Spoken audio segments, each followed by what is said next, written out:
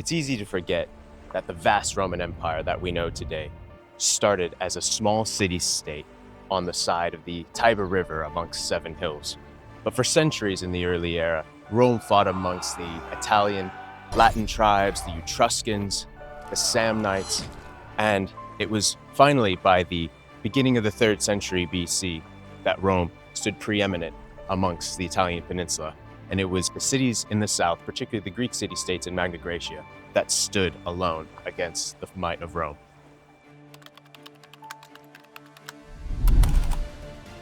Pyrrhus arrived here in Tarentum at the head of a Greek army with something the Romans had never seen before: war elephants. Caesar wouldn't be deterred, however, and in daring Caesarian fashion, in the dead of winter, crossed the Adriatic and issued a crushing defeat to Pompey in the Senate. In one decisive year, Rome crushed both Greece and Carthage, cementing its dominance over the Mediterranean.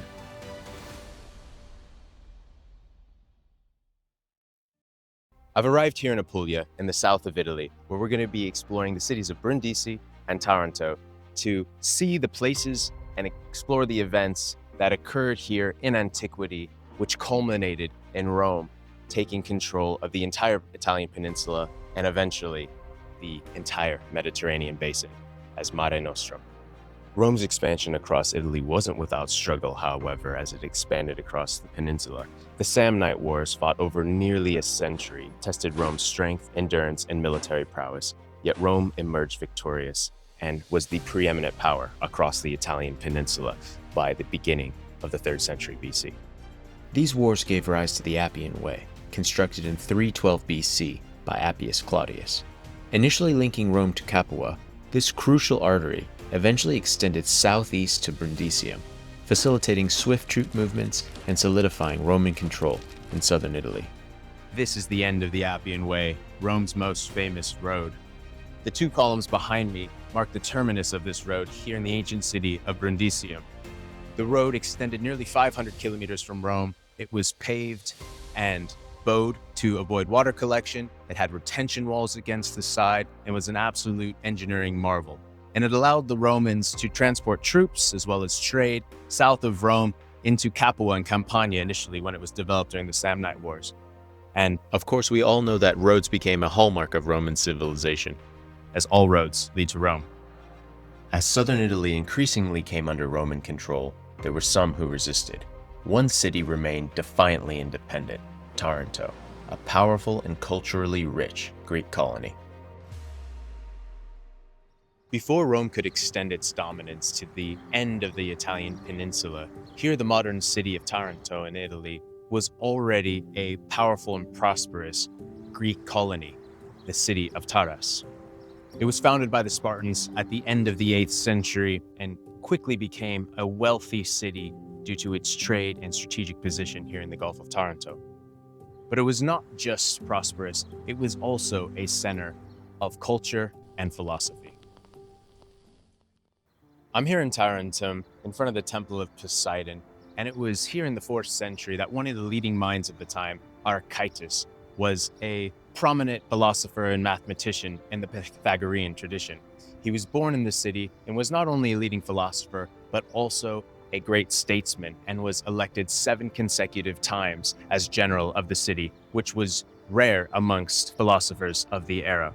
Archytas was also a friend of Plato, and actually helped him escape from the clutches of Dionysius the tyrant in Syracuse.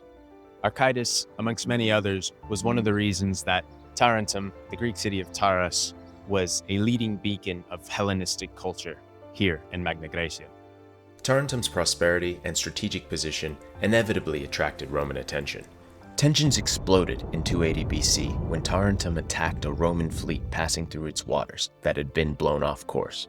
Roman delegates demanded an apology, but were instead insulted, prompting war. Tarentum reached out for aid, and they were answered by Pyrrhus of Epirus, cousin of Alexander the Great.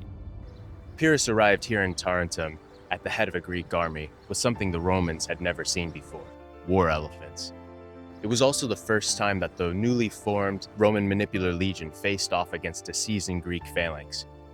On first seeing the Romans in the field, setting up their nightly camps, Pyrrhus was impressed by the discipline and military strategy that the Romans were able to employ.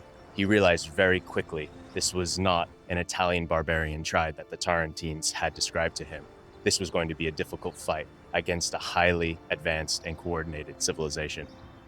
Despite initial victories against the Romans, his costly successes coined the term Pyrrhic victory, winning battles but suffering ruinous losses. After one such victory at the Battle of Asculum, Pyrrhus famously remarked, "Another such victory, and we shall be utterly ruined." Nearly a century later, when speaking to his rival Scipio Africanus, Hannibal placed Pyrrhus second only to Alexander the Great amongst history's greatest commanders, adding that, had he defeated Scipio at Zama, Hannibal himself would have ranked above them all.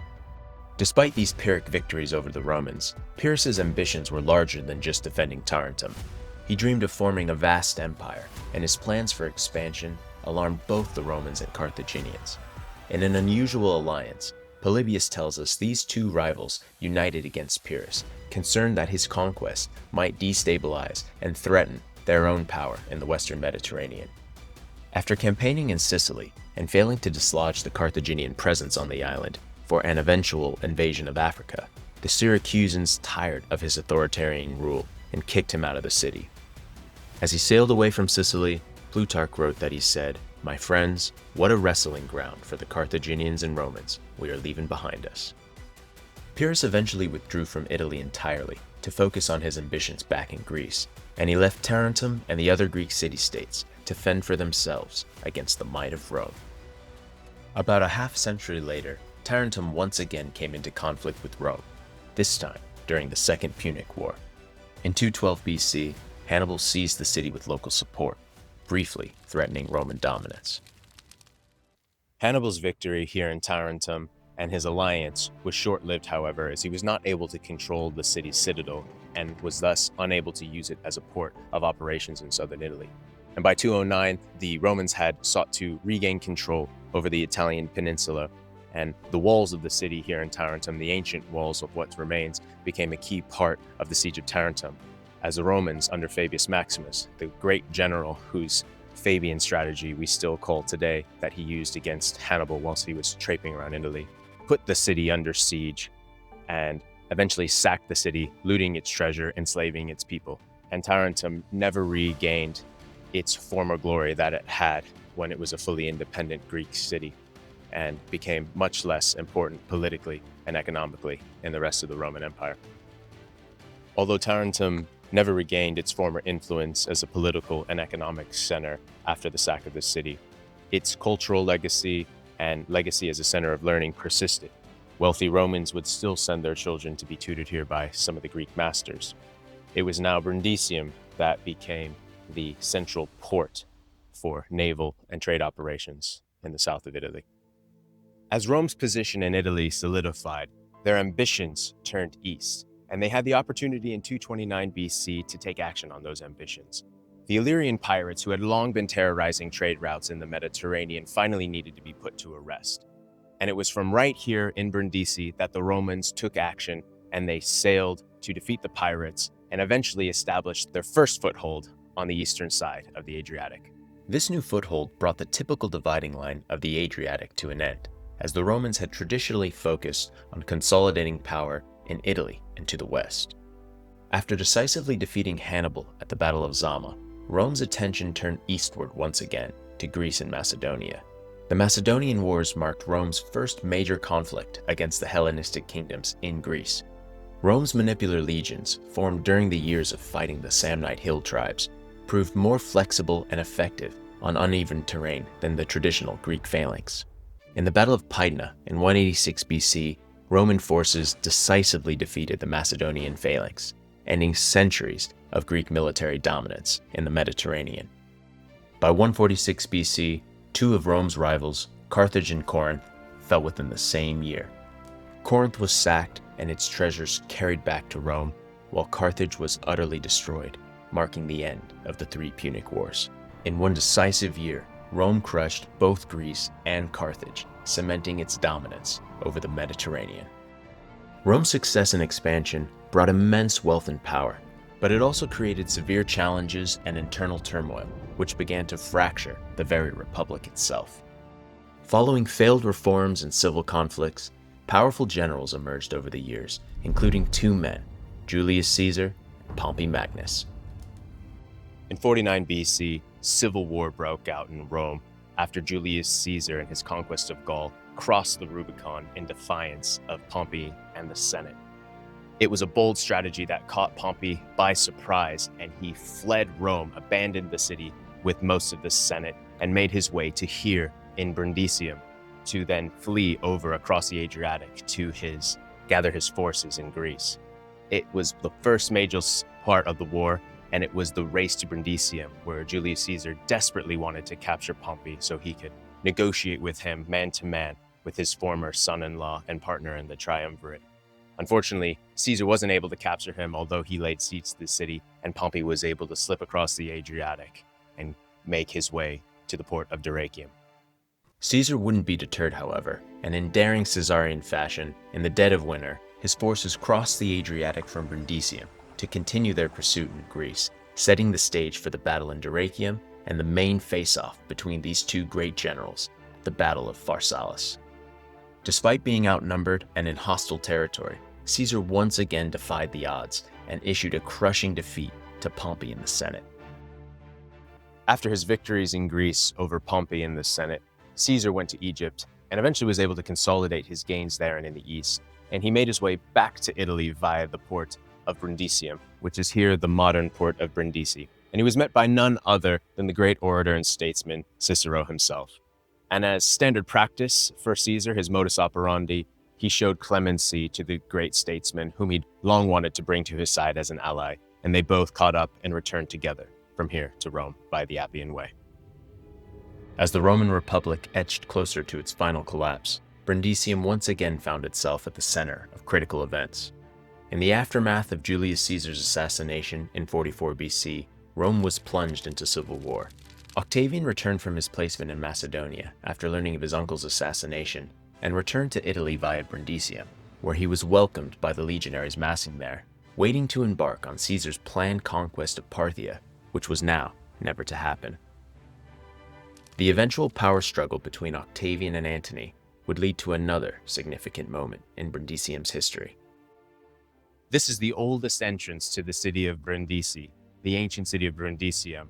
The Porta Napoli, along the Appian Way here in front of me, was constructed by Mark Antony himself to separate his forces from the forces of Octavian. It was here in 40 BC, after years of conflict in the aftermath of Julius Caesar's death, that they met and signed the Treaty of Brundisium, which separated the empire amongst the three triumvirates in the Second Triumvirate: Octavian the west, Antony the east, and Lepidus, Caesar's former consular's colleague, North Africa. However, it was what happened based on the armies that made this treaty also a very special moment in Roman history. Many of the soldiers on both sides had fought together under Caesar himself and refused to fight against each other here, leaving the two commanders to resolve their differences and forge a compromise. The treaty set for nearly a decade of peace that was essentially time for both to prepare for the eventual showdown at the Battle of Actium. This battle was a pivotal turning point in sealing Rome's fate in its transition from the Roman Republic to the Roman Empire. And it was here in Brindisium that the great Roman poet Virgil wrote many of his works and lived out his final days. Author of the Aeneid, one of the great masterpieces of Latin literature, Virgil's epic became a cornerstone of Augustus's propaganda, linking the Julii clan to Aeneas, son of Venus, and casting the rise of Augustus as divinely destined. Here in Brindisium, with its strategic harbor behind us, became Rome's gateway to the east, a launching point for military campaigns as well as trade across the Mediterranean. It also played a critical role in Rome's expansion and, of course, through the civil wars, where Caesar famously had his daring crossing across the Adriatic in winter, and ultimately the victories of Octavian in the final years of the Republic. Tarentum's legacy is not just one of conflict, but also of culture. Its mathematicians, philosophers, and artists plays a key role in the intellectual life of the ancient world, and its role here and influence in Magna Graecia reminds us of the deep cultural connection between the Romans and the Greeks. Even in defeat, Tarentum's history and legacy lived on as part of the Roman Empire. Brindisi and Taranto's histories embody Rome's dramatic journey from a small city-state to the center of a sprawling empire. Their stories, defined by ambition, cultural exchange, and conflict, echo through the ancient streets we walk today, reminding us of the remarkable transformation that shaped the Mediterranean world. Thanks for coming along on this journey across the south of Italy as we explore these ancient cities and the history that took place in them. I hope you enjoyed it as much as I did. And if you didn't, thanks for sticking along to the end anyways. We've got many more adventures coming up across the ancient world. And if you'd like to help support these upcoming odysseys, don't forget to like and subscribe. Your support is greatly appreciated. And I hope to see you out there on the next one.